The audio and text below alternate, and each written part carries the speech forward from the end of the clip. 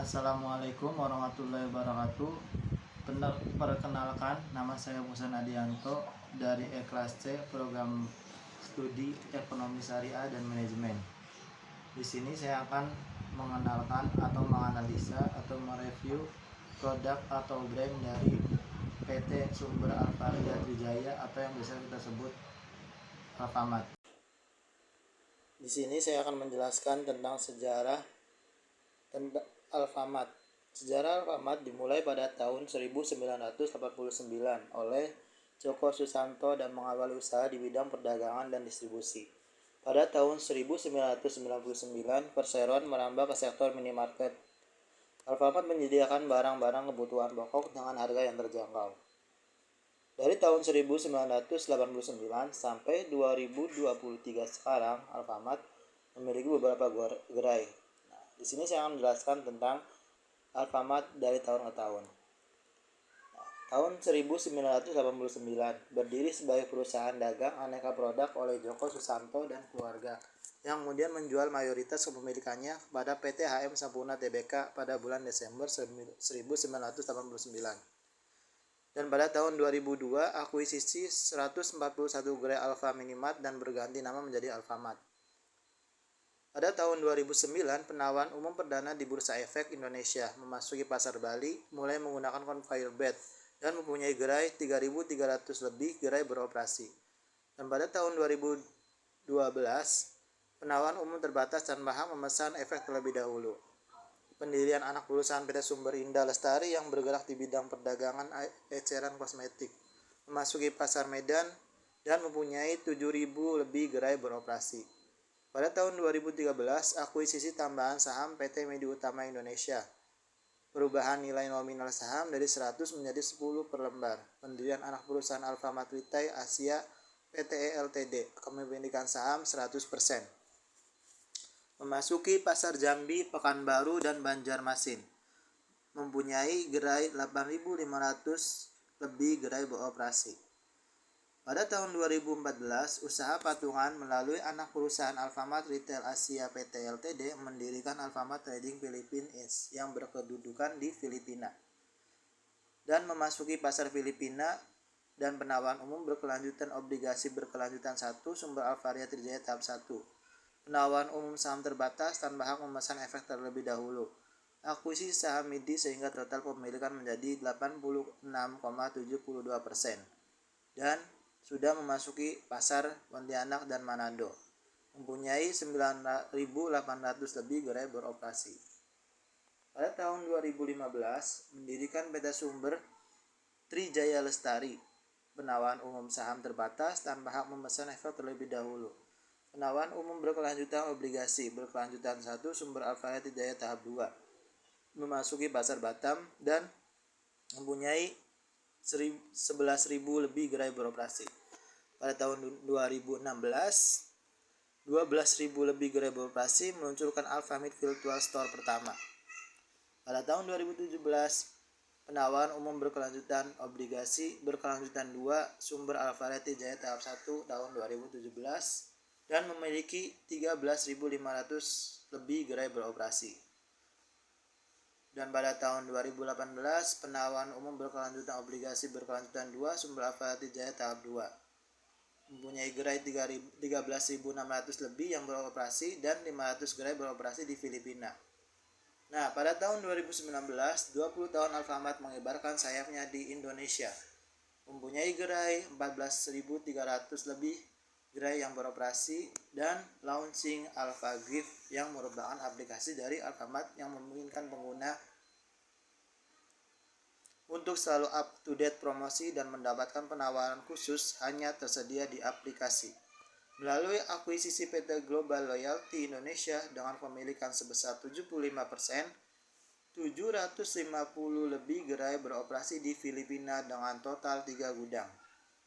Pada tahun 2020, 15.400 gerai beroperasi, 1.000 lebih gerai beroperasi di Filipina dengan total 3 gudang. Tahun 2021, peningkatan setoran modal PT Media Utama Indonesia Tbk sehingga pemilikan menjadi 89.043%. Dan yang tadinya gerai menjadi 16.9 gerai beroperasi Pada tahun 2021, peningkatan setoran modal PT Midi Utama Indonesia Tbk meningkat menjadi 89,43%. 16.492 gerai beroperasi, memasuki pasar Papua dengan membuka 22 gerai, 1.945 toko sapa siap antar pesanan Anda, 1.200 lebih gerai beroperasi di Filipina. 2022, 17.813 gerai perseroan beroperasi, 2.985 gerai anak perusahaan beroperasi, 1.400 lebih gerai perseroan beroperasi di Filipina, mengelola 3.003 toko sapa siap antar pesanan Anda, pengembangan gudang untuk wilayah Lombok, memperluas pasar dan memasuki daerah Aceh dan Bintan untuk wilayah Indonesia Barat. Sedangkan untuk wilayah Indonesia Timur, perseroan memasuki daerah Raja Ampat dan Timur Tengah, Selatan, serta beberapa wilayah lainnya. Nah, itu merupakan sejarah singkat dari Alfamart dari tahun ke tahun. Di sini saya akan menjelaskan tentang SWOT yang ada pada Alfamart. Yang pertama, strength pada Alfamart. Alfamart selalu membuat gerai atau toko pada lokasi yang strategis baik di kota maupun di pedesaan. Makanya siapa sih yang nggak tahu Alfamart? Hampir semua orang tahu Alfamart. Selain itu, Alfamart tersusun dengan utility yang rapi sehingga orang yang berkunjung ke Alfamart dengan mudah mencari produk atau barang yang dibutuhkan. Seperti ini utility-nya. Nah, itu utility yang ada pada Alfamart. Selain produk atau barang, Alfamart merekrut sumber daya manusia yang kompeten dan sopan akan attitude pada customer-nya.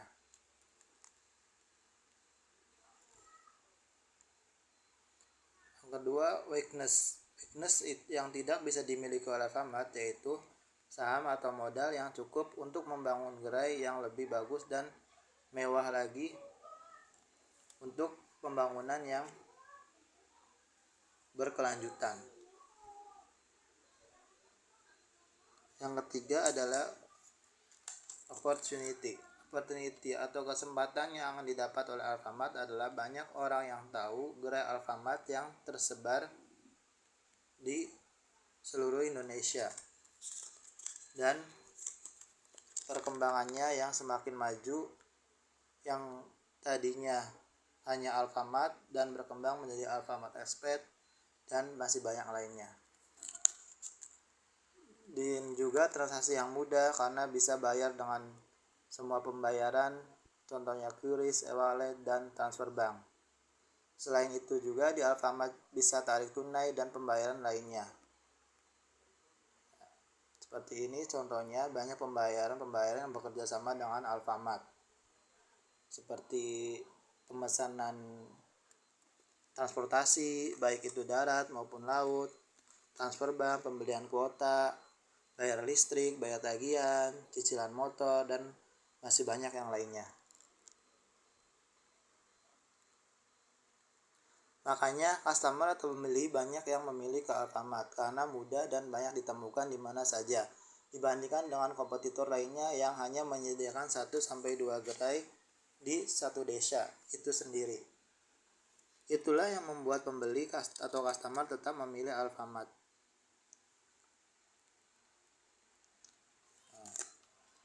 Yang terakhir, ada kompetitor yang sangat dekat dan ingin mengalahkan Alfamart, yaitu adalah Indomaret, di mana dia selalu ingin bersaing baik kualitas maupun harga. Akan tetapi Alfamart selalu memberikan harga yang murah atau promo dan kualitas barang itu sendiri. Contohnya promo ini JSM. Promo JSM itu hanya berlaku 3 hari saja, yaitu Jumat, Sabtu, Minggu. Nah, selain hari itu dia berlaku harga normal. Nah, makanya itulah marketing yang dimiliki atau yang diterapkan oleh Alfamart itu sendiri untuk memikat pelanggan atau customer-nya.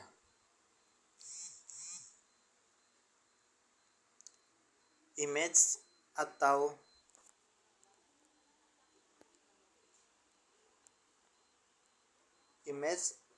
review buruk dari customer adalah ketika karyawan yang lupa mengganti price list yang awalnya promo pas dibayar tidak promo. Selain itu juga, nah ini price listnya ada di sini ya. Di rak itu ada price listnya. Kadang setiap hari para karyawan suka mengupdate price list itu sendiri. Nah, tetapi kadang masih banyak karyawan yang lupa menggantinya sehingga review atau penilaian jelek dari customer itu mungkin di situ. Nah, dan selain itu juga mungkin ada karyawan yang malas untuk membersihkan rak atau barang yang ada pada rak sehingga berdebu yang mengakibatkan customer untuk enggan membeli barang tersebut. Nah, mungkin itu saja salah satu SWOT yang ada pada Alfamart. Nah, dan satu lagi, Alfamart mempunyai aplikasi yang berdiri pada tahun 2019 yaitu yang bernama AlfaGift. Nah, aplikasi itu sendiri adalah untuk mempermudah kita berbelanja dimanapun, kapanpun, dan bayarnya pakai apa saja itu bisa. Nah, aplikasinya tampilannya kurang lebih seperti ini. Nah, ini saya sendiri sudah member di AlfaGift dan banyak yang bekerja sama seperti GoPay, seperti yang lainnya. Nah, di sini juga bisa kita beli produk online, kebutuhan ibu dan anak, brand deals, pulsa, dan masih banyak promo-promo yang lainnya yang kita beli dengan mudah dan diantar kapanpun, dimanapun.